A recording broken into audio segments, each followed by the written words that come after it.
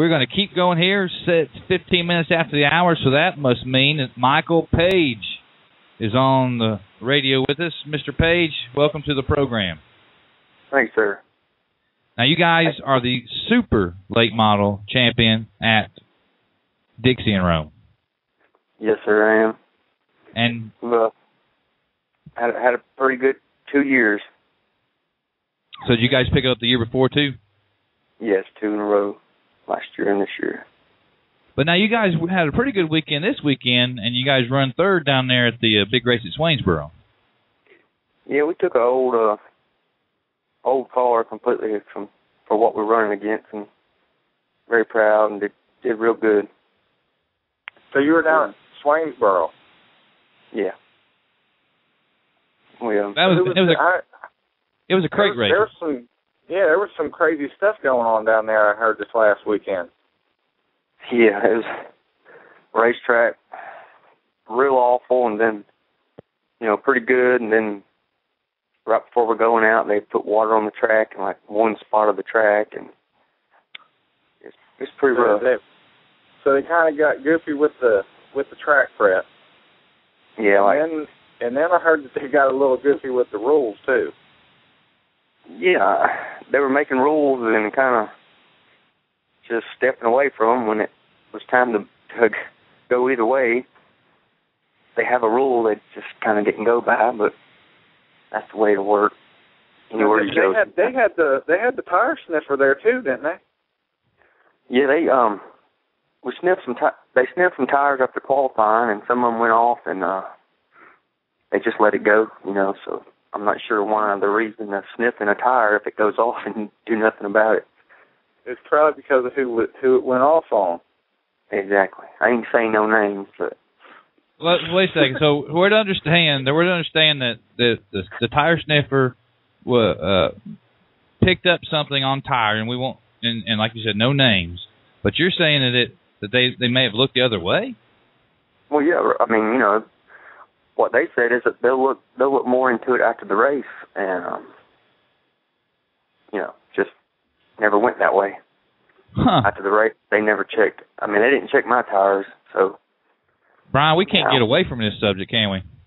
No, that's the thing. I mean, it's one of the most critical. I mean, that helped you, I believe, in a lot of the big races because they was on a soft right rear tire and made it last, and my hard right rear tire was completely bald, so I don't see how most everybody else is blowing tires. Some cars didn't, Well, we won't make you. Of course, anytime you, I guess, speak on something like that, it's probably a little bit uncomfortable. So we won't keep you on that subject. You picked up super late model championships at Rome and Dixie. Some of the oldest, more well-known speedways, especially here in the southeast, around these parts. Northeast Alabama, south or in the south anyway. What's it like to win there and some of the guys that race with you? I mean, you got to go up against some good competition at both speedways. Oh, yeah. I mean, anytime you pull up at Dixie or Rome, anybody can win. You could lap a guy one week, and the next week you run laps, and you get lapped, and the guy you were lapping wins the race. It's never, ever the same, so you always got to be on your toes ready for anything, Now, at Dixie, turns 3 and 4 seem to have like in the very middle like a pocket. Is there a pocket you have to hit in 3 to get around 3 and 4 there? Well, some weeks they are, and some weeks there's nothing. You just kind of you have no feeling in the car. You just kind of try to be as fast as you can. Then some weeks you're on the bottom, and some weeks you're on the top. You just never really know. There's never ever the same groove. And in Rome, Rome is just fast. Talk to us a little bit about running at Rome. Rome is probably one of the most different racetracks you ever go to because you go down the front straightaway and you're going downhill, and then you go up the back straightaway and you're going uphill, and it's very racy, but at the same time it's hard to race on because it's so racy. Like 99% of the time there's the cars are 2, 3 wide in front of you, and you're 2 and 3 wide behind them, and it's hard to get anywhere. So but it's extremely fun, you know. Which track fits Michael Page? I like a slick racetrack. I don't like no hammer down where you just following one another. I like it where you can adapt. Hold on. Hammer down where you're just following one another. Yeah. You're running at one of them racetracks where they got the tires pushed up there into the groove when they got it hammered down. Well, everywhere I go, when it's hammered down, everybody's wide open, and there's basically one groove that you're wide open in. You know, you're so fast in one groove, there's no way you can be any faster than up. You can't get up on the high side or be faster than the low side, you know.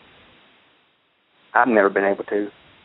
I might not have the car they have, but I've never been able to do that. So I just like a slick track where it takes a driver to be fast more than a car. Well, moving forward, looking ahead, 2013, what's the Page Motorsports? What's the plan? I'm not sure. We got some things that we're talking about, and things might happen, but nothing's wrote down in the book yet or nothing. But I'm gonna try to do forward. I don't want to just do the same thing.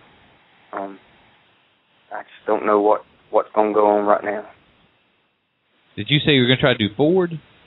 I'm gonna try to go forward. Oh, okay. I'm sorry. I thought you're going to switch it to a Roush power plant is what I was thinking. Oh, no, sir. It'd be nice.